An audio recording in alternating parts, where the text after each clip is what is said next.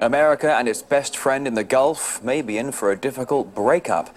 Saudi Arabia's ruling family is rather upset with changes to U.S. foreign policy. Now, the worst-case scenario for Washington just could be a disruption to oil supplies.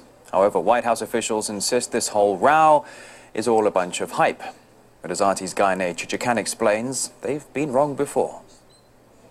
Saudi Arabia hates the fact that the U.S. didn't bomb Syria. Saudi Arabia did everything possible to make it happen, and it didn't. Saudi Arabia hates Iran and any mentioning of a possible nuclear deal between the U.S. and Iran. Washington and Tehran are far from any deal, really, but even the talk irritates Saudi Arabia. So Saudi Arabia decided to go public with all that irritation.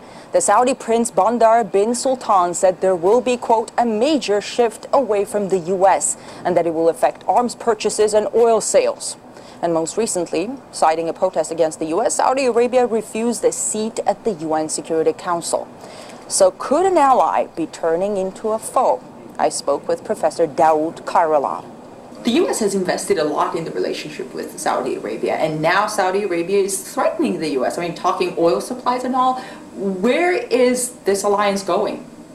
Well, the U.S. has paid a heavy price by supporting Saudi Arabia. Saudi Arabia and many of the Gulf countries are probably the most undemocratic, the most corrupt, and they are really a liability, and they have contributed to the sense of alienation between the U.S.